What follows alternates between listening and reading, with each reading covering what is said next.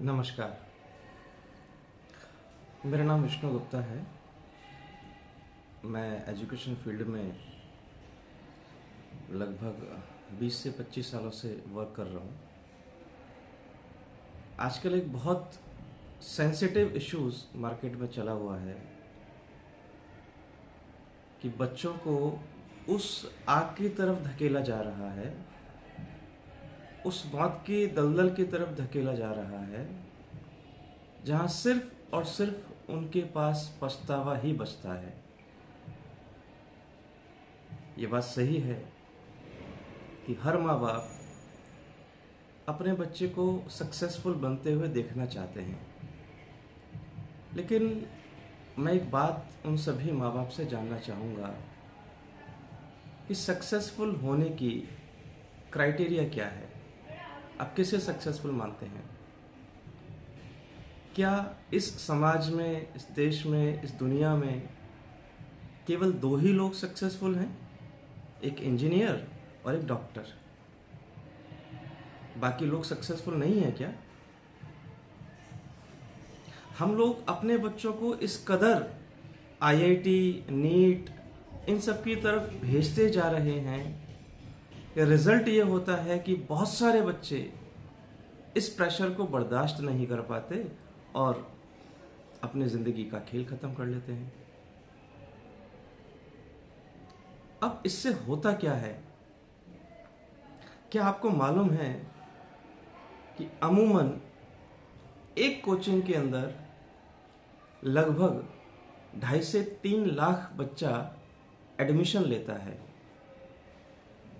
उस एडमिशन लिए हुए बच्चे में से उस कोचिंग का सिलेक्शन रेशो क्या है? आप मान के चलिए उस कोचिंग का सिलेक्शन रेशो मैक्सिमम 3 लाख बच्चों में से 20 से 25 बच्चा ही सेलेक्ट होता है। अब आप परसेंटेज खुद निकालिए कि क्या उस कोचिंग की सिलेक्शन रेशो है। मैं किसी कोचिंग का नाम नहीं लूंगा, लेकिन जितने भी सो कॉल्ड बड़े जो कोचिंग्स हैं, आप उनका सिलेक्शन रेशो निकाल लीजिए।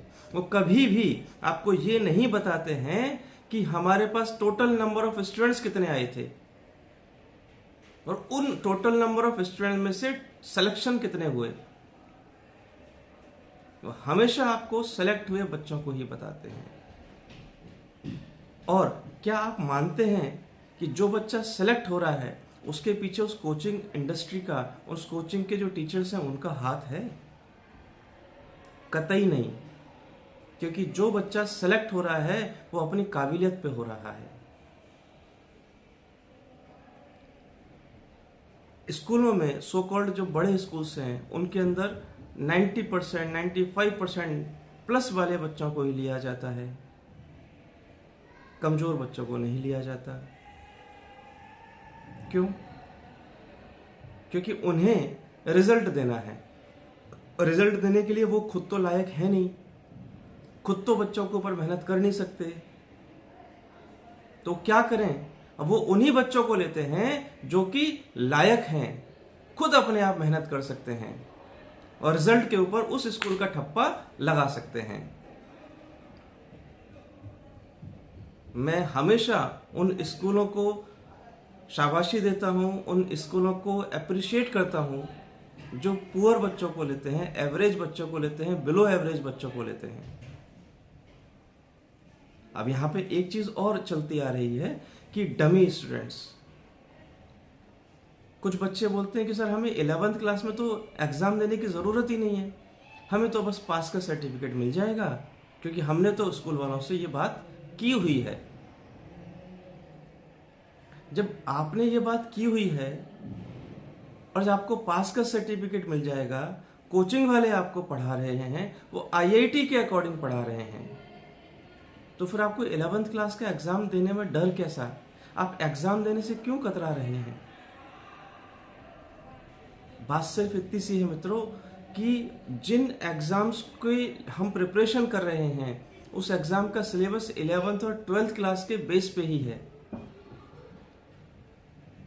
11th और 12th क्लास के बेस पे ही सारे के सारे एग्जाम्स कंडक्ट होते हैं।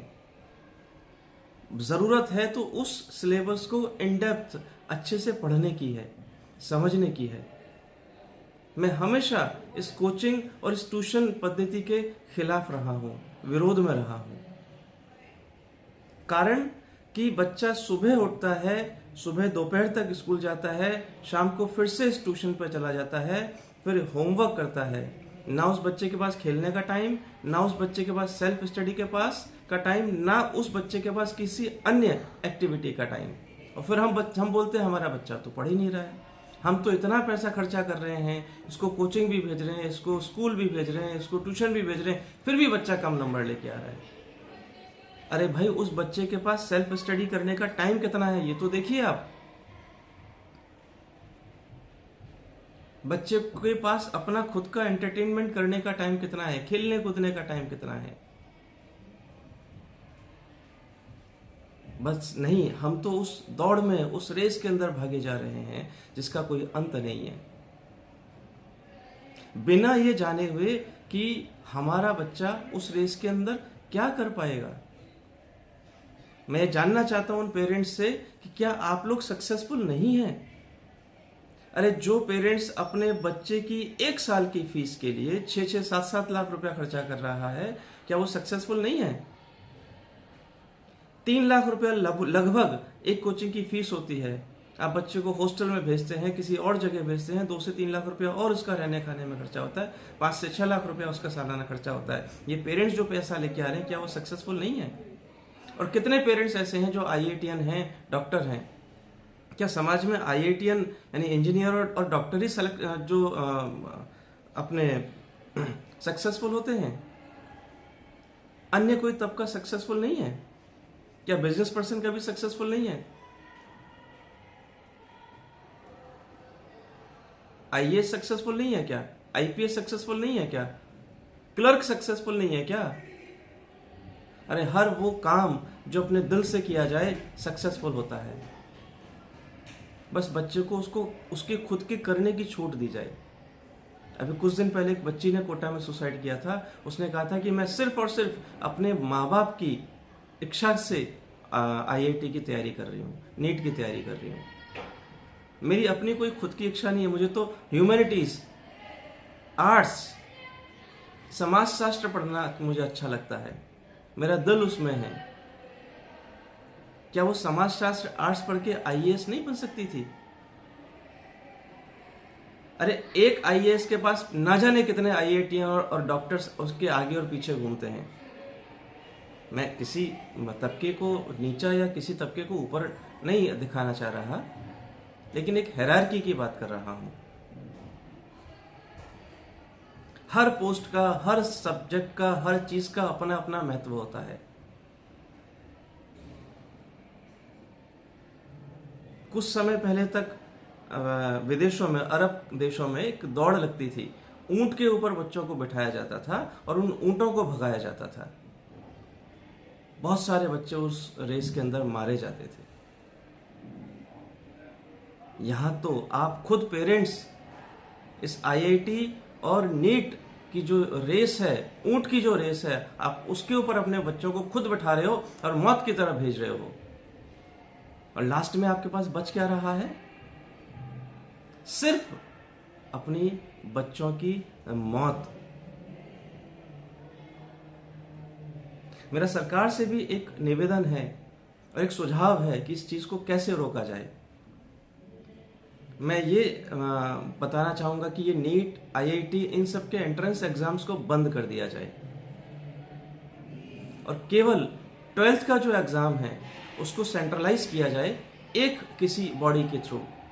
बोर्ड चाहे कोई सा भी हो, चाहे वो स्टेट बोर्ड हो, CBSE हो, ICSE हो, चाहे अन्य कोई बोर्ड हो, सभी बच्चे जो क्लास 12th में हैं उस एक एग्जाम के थ्रू पास होंगे, उस एक एग्जाम में अपीयर होंगे। उसके अंदर जो बच्चे की परसेंटेज आएगी उसके अकॉर्डिंग उनको सीट्स अलॉट होगी कॉलेज में। इससे क्या होगा कि बच्चे का क्लास 12th के सिलेबस पे ध्यान जाएगा। ये कोचिंग इंडस्ट्रीज 1 सेकंड में खत्म हो जाएंगी, बच्चे अपनी जिंदगी जी पाएंगे। वो जिस सब्जेक्ट को ऑप्ट करते हैं, सपोज मेडिकल कॉलेज वाले अपने उसमें सिलेक्शन लेना चाहते हैं, तो जो इन बच्चों ने साइंस बायोलॉजी लिया हुआ है वो उन्हें सेलेक्ट करेंगे। मैथमेटिक्स वाले 12th पे अपना फोकस करेंगे, उस हिसाब से वो बच्चों का सिलेक्शन होगा और पेरेंट्स का पैसा बचेगा। और सबसे बड़ी बात, बच्चों की जिंदगी बचेगी। हर बच्चा अपने माँ बाप का, अपने शिक्षकों का आंखों का तारा होता है, लेकिन हम क्या कर रहे हैं, सिर्फ और सिर्फ बच्चों को मौत की तरफ धकेले जा रहे हैं। उनको एक ऐसे अंधे कुएं में, उस अंधी रेस में भगाए जा रहे हैं जिसका कोई अंत नहीं है। अरे भाई, बच्चों को अपनी जिंदगी जीने का मौका दो। उन्हें सिखाओ कि जिंदगी खुशी से कैसे जी जाती है। जिंदगी में सबसे बड़ी चीज है खुशी, खुशी के अलावा कुछ नहीं। आज की तारीख में हर वो इंसान सक्सेसफुल है जो दिल से खुश है। इसलिए लास्ट में मैं आप सबसे यही कहूंगा कि इन कोचिंग इंडस्ट्रीज के लिए अपने बच्चों की जान की बलि ना चढ़ाएं। उन्हें जीने दें, उन्हें वो करने दें जो वो करना चाहते हैं, उन्हें वो सीखने दें जो वो सीखना चाहते हैं। कोई भी इंडस्ट्री छोटी नहीं है, कोई भी इंडस्ट्री बड़ी नहीं है। वो इंडस्ट्री सबसे बढ़िया है जिसमें उस बच्चे का दिल लगता है। नमस्कार।